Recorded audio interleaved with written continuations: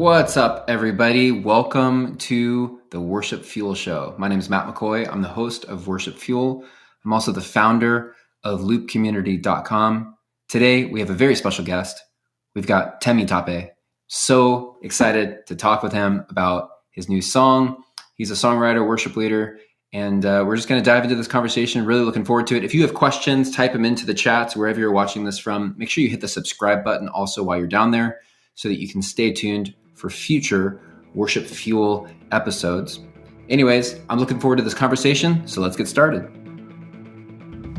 Looking for affordable, high-quality resources for your church? Check out the app lineup from Worship Tools. You can build sleek service presentations in Presenter, schedule volunteers to those services in Planning, access chord charts and other worship materials in Music Stand, and manage church attendee information with Community.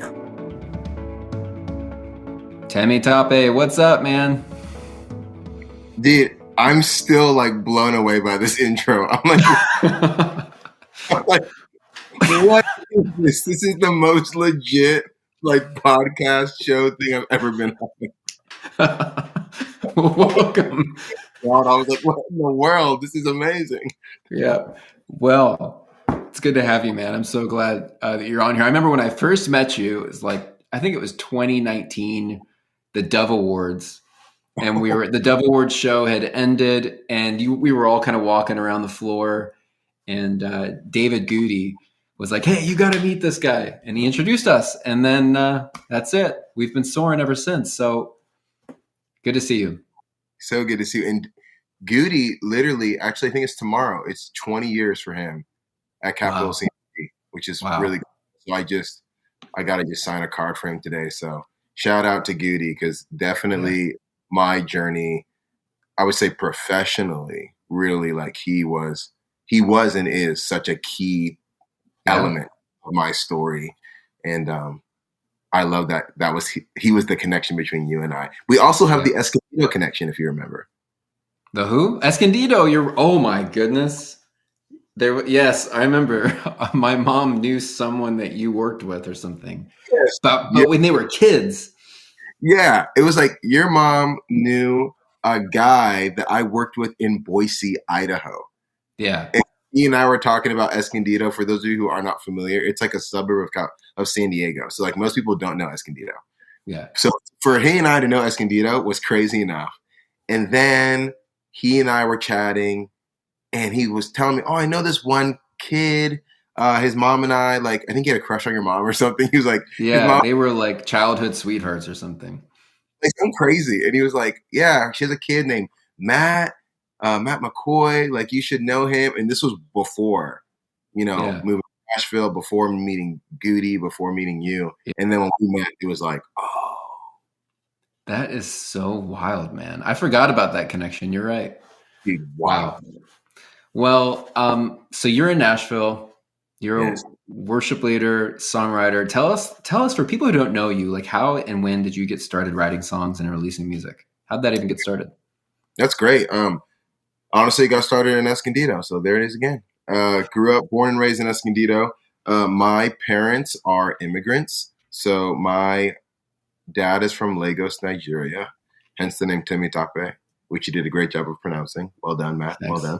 I practiced a lot beforehand, but yes, thank you.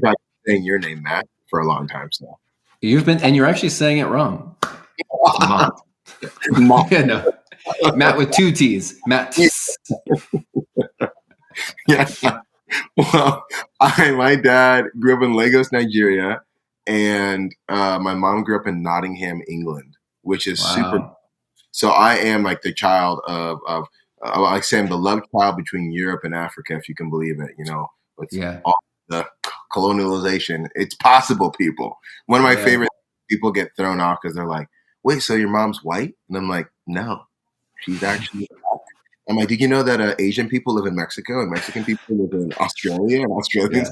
We have planes, trains, and automobiles everywhere." So my parents both immigrated to the United States from their home countries when they were in their teens to go to college, and they met in grad school.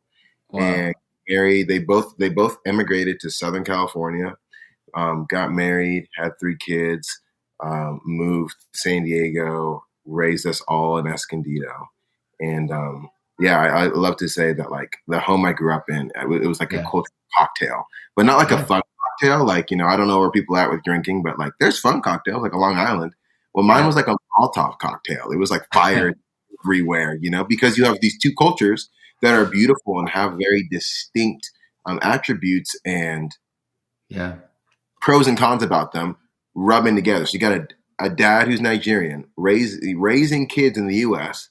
with his wife and our mom who's British. So you can only imagine how these were in there. So going to your question, I grew up, and when I turned 16, there was two things I knew I wanted to do. One was I wanted to marry this girl, my high school sweetheart, which again, culture is coming into play. My dad, Nigerian men, typically the story is get your life together and then get married. So you're not even thinking about marriage until like your 30s. It's very common for it to be later in life. Whereas my mom's, from the UK, so she's a little familiar. She's more familiar with like young love and things. But my parents did the opposite. Like my mom was not chill. My dad was very chill about it. That was one. Yeah. And the second thing I told him was I wanted to be a musician. So again, in Nigerian context, it's like, your parents, you immigrated here, your parents sent you here, chase your dreams. You would think it'd be like, oh yeah. And my mom being from the North, from the Western world, seeing how hard it is to make it, being like, don't do it. But they switched. And my mom was like, go, follow your dreams. You're following the Lord. Go, he'll provide for you. Right. And my dad was like, we immigrated here from Nigeria. Like my parents worked really hard to send 5 kids here to make a better life. That's a pretty big feat to send 5 kids from Nigeria to the United States. And so he was like, you can be a poor artist in Nigeria. Like, go get a real job. And so I ended up going to school and getting undergrad in public relations and then a master's in public communications. And making this short story shorter, I ended up right after I graduated with my master's degree. I'd already been working at public affairs firms and corporate entities doing marketing. I ended up having both of those things come true that I said earlier. One, I married my high school sweetheart. So we dated for 6 years. And then dated through high school, graduate school, undergraduate, and graduate school. And the second thing was there was a job that came open at the church I grew up in, Escondido. And I applied, and it was a very large church. So they did a global search, but they ended up with just your boy, the one that they grew up with. And it was a very interesting transition because, there's that Bible verse that says no prophet's welcome in his own town, Yeah. And it was that where people wanted to see me a certain way because they're like, well, I remember you being like, a high school kid playing in a metal band, only showing up for the music and then ditching and taking a bunch of kids with you and like whatever. Yeah. But, he who began a good work, is faithful.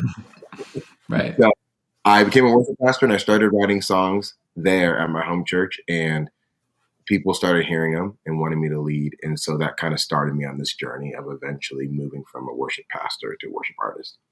Yeah. And then you moved to Nashville and really dove in. Yeah. I mean, I went from the church I grew up at. I was there for a while. I was on staff in that position that I was in as a worship leader / worship pastor for like 2 years. Yeah. And I went from there to a church on the coast, Encinitas. You're familiar? Yep. Mm-hmm. So for Paradise. 2 years. Yeah, dude, it was great. It was awesome. Hard to live. I mean, hard to afford living there, but it was amazing. So I was there for 2 years, and then I went from there. I did a little thing at a camp in Southern California called Hume Lake. Yeah, that was kind of my first time being out on my own, like writing and playing songs for just there was 1,000 kids a week, so 9 weeks, about 9,000 kids. It was wild, 500 churches, and so that really kind of got me started in like churches that were like, hey, you want to come do this event, or do you want to come lead at this and this? So that led me from there to Idaho, and I was in Idaho for 2 years, and then Nashville. Wow. Yeah, and the whole time, different opportunities came, and the big piece that got me to Nashville was I did a writing camp in Atlanta. Okay. My first time co-writing, but I was around a bunch of writers that you and I both know, and that was my first time really going, oh, okay, like I think I can do this, and understanding purpose, because that was also my first time in a multicultural environment outside of my home. Yeah. And so seeing go ahead. Well, so then you kind of saw like, okay, I can do, this is what I'm built for, and I can do this, and I'm going to take it seriously and go to Nashville, because that's where you would take it seriously. Yeah. Yeah. I mean, and I would say where you have to be. You kind of have, well, I think my buddy have to, but it makes it easier. That's for sure. 100%. I'm my buddy Phil Wickham. Like he never left San Diego. Yeah. I don't know how he did it.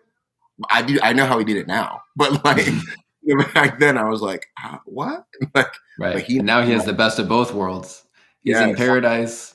Yes. And he comes in and, and he's worked really, really, really hard, Yeah. So you can do it. I think like in Phil's situation, like, the hustle is the same. He just did it from California, and so now it's just a little easier. People see you and they're like, oh, I just heard that song that you were on or you wrote on. We have a set next week. Can you come? But if you're traveling in, you don't get those opportunities. Yeah. It's kind of sometimes out of sight, out of mind in a way. You kind of have those run-ins at the coffee shop. You're like, hey, we should write together. Or, yeah, totally. It makes sense. Yeah. So do you currently serve as a worship leader? No. Okay. So what does a day-to-day look like for you? Are you just writing songs? That's what you're focused on? Yeah. Writing songs I'm focused on the church. Like I said, when I went to Atlanta, that was a moment for me. I would say it was a gears coming together moment. My whole life, gears were spinning without creating any traction. I didn't really have a purpose. I mean, outside of like living for God, but I'm like, what does that tangibly mean in my day-to-day life? Mm-hmm. And I mentioned earlier, like I grew up in a very multicultural home, but what that created in me as a kid was like just this sense of like identity, like displacement, if you will. I'm like, I don't know who I am. And we never talked about, like, Escondido at the time was very white. We didn't talk about like, why were we the one of very few Black people in the town I grew up in? Why were we very few Black people in the church I was in? No one was saying, hey, TEMITOPE, like the way that God shows up through your family is unique and valuable. Mm-hmm. We need you to be right. All God's created you to be. So I wasn't hearing anything like that. And in the same way, like there's diversity amongst white people too. It's not like one size fits all thing. Like nobody is the same. Either God is infinitely creative or he's not creative at all, right? But Psalm 139 says each one of us is fearfully and wonderfully made. Mm-hmm. So nobody's copy pasted. And so I think for me, it just took a minute for me to realize like, okay, it's hard to know what you're supposed to do when you don't know who you are, right? Yeah. So I didn't really understand. I remember having a really powerful conversation at the second church I worked at with my pastor. And he was like, there's two kinds of people. Like, you got like your Pauls and your Timothys, if you will.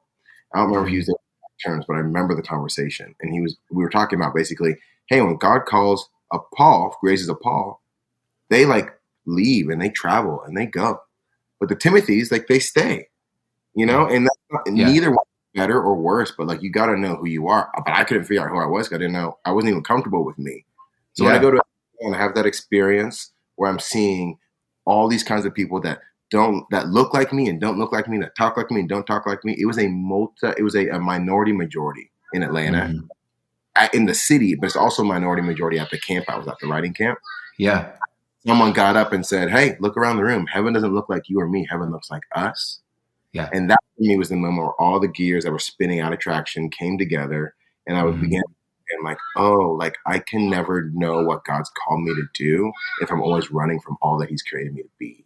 And so I embrace my cultural background as Nigerian and British. I began to embrace the fact that I'm a Black man in a predominantly white world, and I have something unique and beautiful to offer like everybody else. And when we learn how to stand together with our differences versus against each other because of our differences, we see the heart of on display.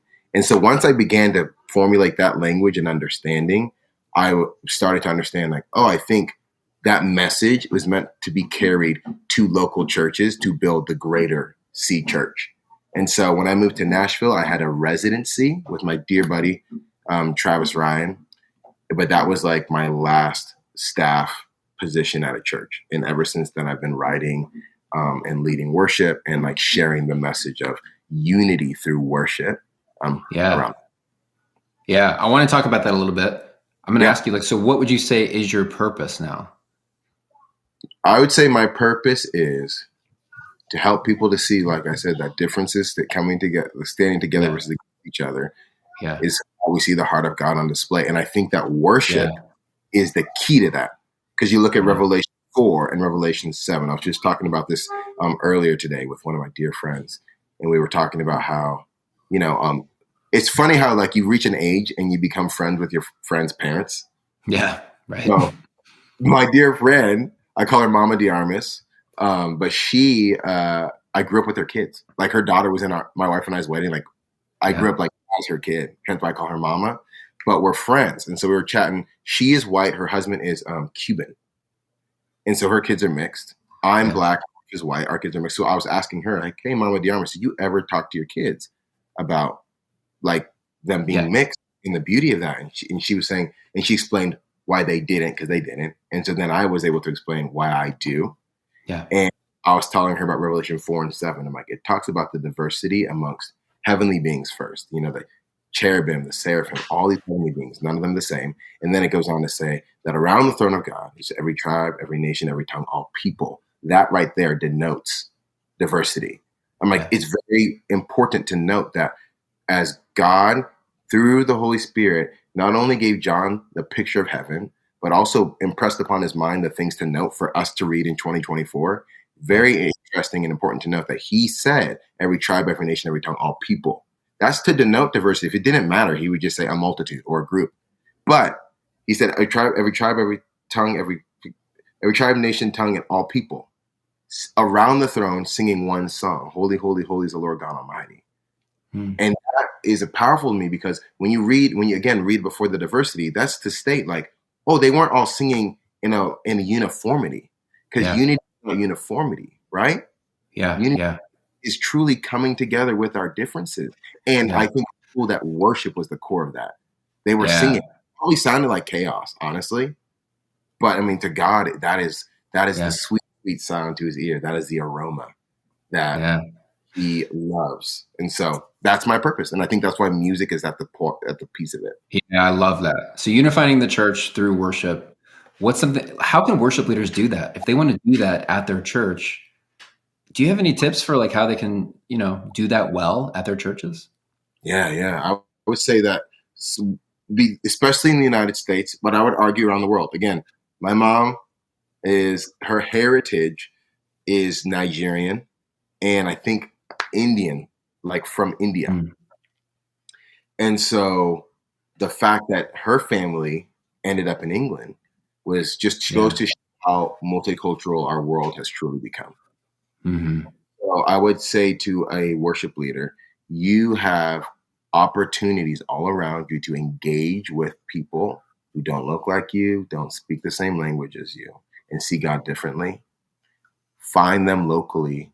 And I would say start simple. Take them out to lunch one-on-one. Take them out to lunch one-on-one. Build relationships, right?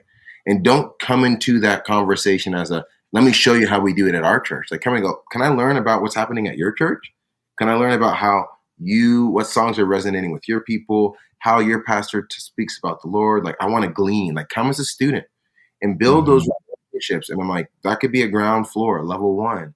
And then if you've built like even 2 relationships, two different people from different churches that speak different language than you, or people from different denominations, well, then maybe bring them together and go, let's all 3 or all 4, however many, let's all have a conversation and then start rubbing off on each other. Take a couple songs. Hey, I'm going to try that song that I heard that Anglican worship leader is doing. I'm going to try that, I'm going to try that song that they're doing in Spanish. I'm going to ask that guy, hey, can you help me translate it from Espanol to English? Those kind of things, and bringing it in. Like, we have such a unique opportunity. People remember a 5-minute song, a 3-minute song. Even they remember a 30-minute sermon. So we have technology in our work. And if we can bring in the diverse pieces simply through relationships and conversations, I think that does way more for people. Them singing a song that they're culturally like, oh, this feels a little different. Like praise. elevation. Yeah.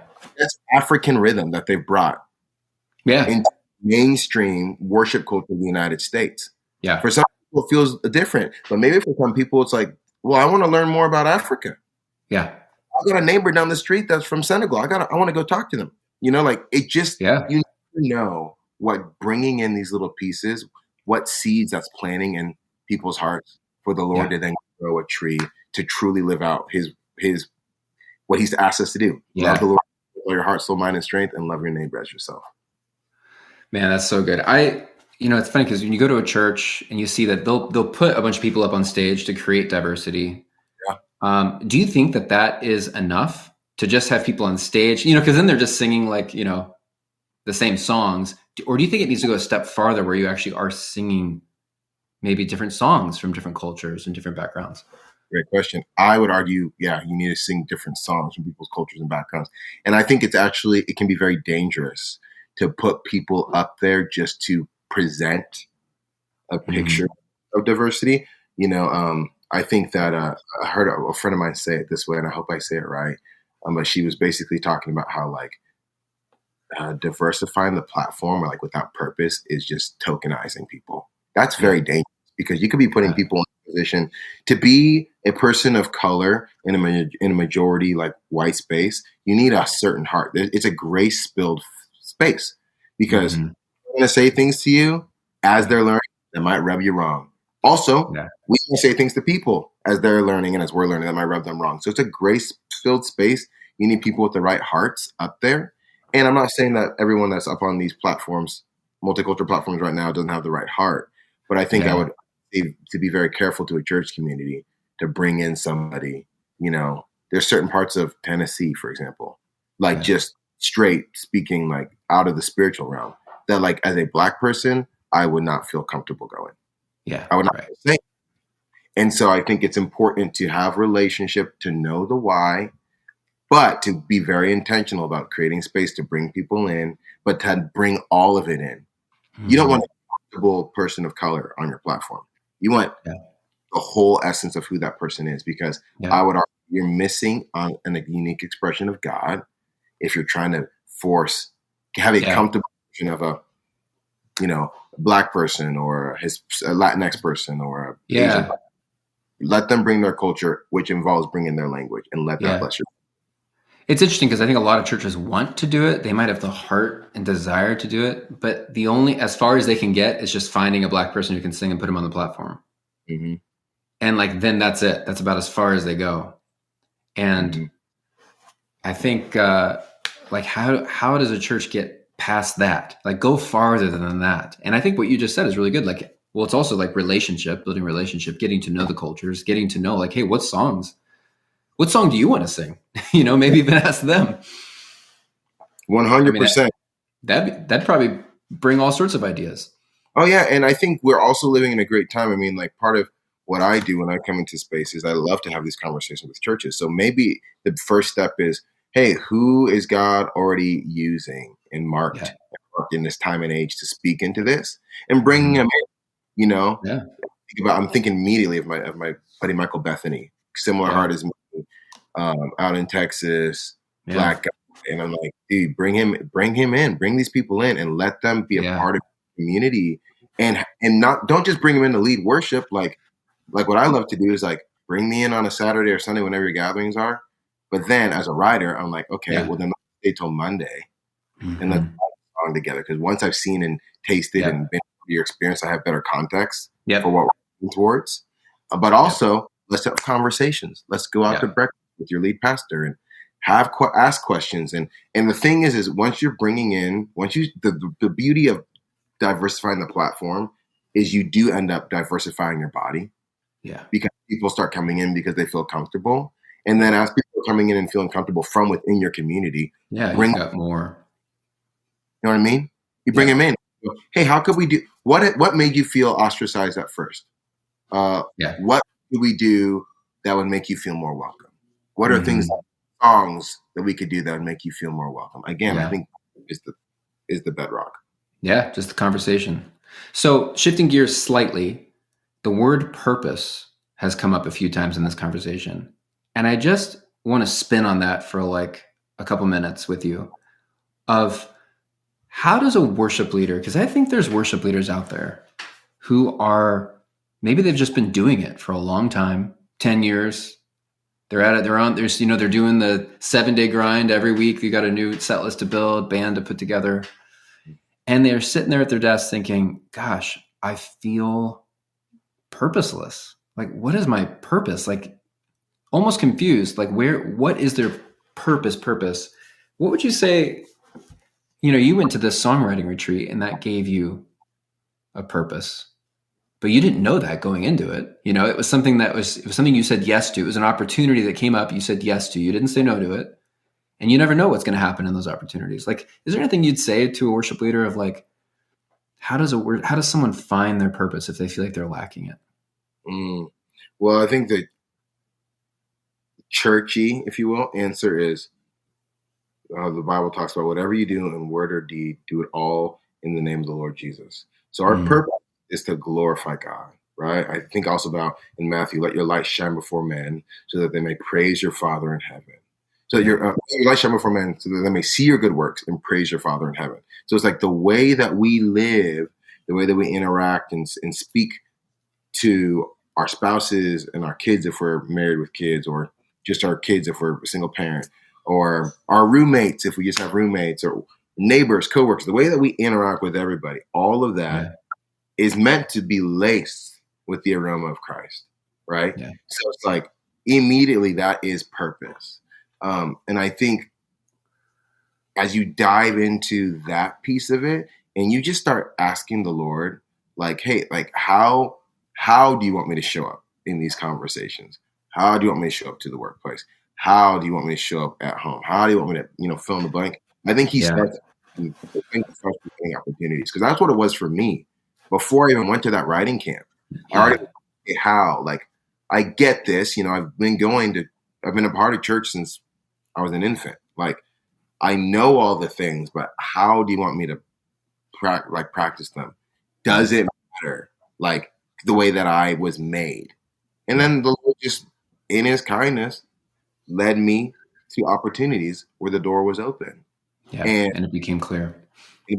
So I think that if that's any encouragement, I know that's still pretty vague to some of the worship out there. They're like, man, but I do think it just starts with a simple, like, opening our hands, like we ask our congregations to do often. Opening our hands is a beautiful thing because you have to let go of something to receive it. So like letting go, whatever like presuppositions I think I'm supposed to do or be as this worship leader or pastor, to receive whatever you have. How do you want me to show up in this space? What do you want me to do with these talents and gifts? How do you want me to lead my people? What aspect of your heart do you want them to see? And I can guarantee you start asking those questions, he will tell you. And it won't be the same as it'll be something else, which is beautiful. I love that, man. So you just released a song with Josh Baldwin called Empty Threats. Tell us about it. Well, shout out to Josh. You just got a #1 with Made for More. Isn't that awesome? I'm sure people have been using Loop Community tracks to do it on Sundays. Oh, yeah. Made for More is climbing the charts. He's such a great guy, man. I've done a lot of these Worship Fuel interviews, and he is like in my top 10 of interviews. Oh, he's one of my favorite people of all time. And it was so funny because that writing camp that they wrote that song at was my very first writing camp with Capitol. And I remember being in the song share. Yeah. And that song was played first. Jesse Early sang it. Blake Wiggins was on keys. Jonathan Smith and Josh had to leave. So they played it, and it was the first song, and I was just like, oh. I was like, the level of writing that they're expecting, I don't know if I'm ready for this. Like, amazing song. So, Josh and I, we became friends. I'm pretty sure through our other really good friend, David Leonard. And I've loved Josh's music for a long time. It's been very inspiring to me because I'm a baritone. So I'm like, most worship leaders are like soaring out in their like high tenor spaces. And I'm like, I live in the depths. Like I live in Blue Sea. And Josh is similar. So I was like, oh, his voice quality is similar to mine. And also I love rock music. And this Like he has this record called The War Is Over. That was one of my favorite. It still is to this day, one of my favorite records of all time. And so me getting to meet Josh through David was really cool because I was like, dude, I remember listening to this. The record came out, I think, in 2017, and I was bumping it like from the jump, dude. Yeah. Love it. So he and I became buddies, and I just asked him, it's funny, I asked him, I was like, hey man, like the way that he does life in ministry has been inspiring. As I've gotten closer to him and seeing like, oh, your wife and kids like know you and love you, and you say no a lot to say yes to your family, and your career is still like going. I'm like, yeah, dude, I need like that in my life, you know? Yeah. Yeah. And so I was like, can you mentor me, bro? And he was like, you know, Josh, he's like, I don't know what that means, but we can hang out. Like, yeah, right. Yeah, dude, like just intentional hangs. So we've been hanging out intentionally for a while, but also writing too. And I was like, dude, I'm working on this record. I'd love to have a song with you on it. And I'm like, I have this title, like Empty Threats, like just the idea that like the enemy is always, you know, even in my story, it's like there was all these lies I believed about who I was and who I wasn't, right? Because I didn't fit in with the majority culture. And it took a long time, right? Over 20, like I think I was like, I don't remember, like over 25 years at least. I don't remember how old I was when I went to the camp, but like I just began unraveling the lie once I had that moment in Atlanta and going like, oh, all of these were just attempts from the enemy to stop me from walking in my purpose. Like, but they're all empty. They're all empty. Yeah. So we wrote that song together with our buddies, Nick Bays, and who produced the song with me, and then Ryan Shirley, who's a legend. I know Nick because I live in Chicago and Nick used to be in Chicago. Wait, what? Yep. Nick Bays from City Church, Chicago. Shout out to Nick Bays. What's up, Nick? Nick is one of my favorite people of all time. And he produced all my music together. Yeah. You guys took him. As in Tennessee, I mean. Yeah. Well, I mean, I would have known him. I would have taken him anyway. You know, I wasn't involved in the matter. If you want to really blame someone, blame Josh Schiffman. Yeah. But Nick took him down there. Yeah. But Nick, as you know, is so talented.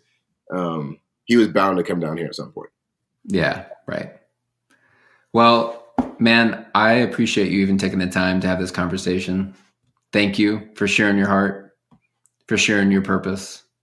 And I'm hoping that worship leaders listen to this song, Empty Threats. It's awesome, man. Thank you. It is a joy to have spent time with you. So grateful to see your face, dude. It's been a long time. It's been way too long. Been a long time. So next time you're here, hit me up. I would love to. Yeah. I will, man. All right. Appreciate you. We'll see you around. Sounds good. See you, brother. All right. Great interview with TEMITOPE. So much good stuff in there.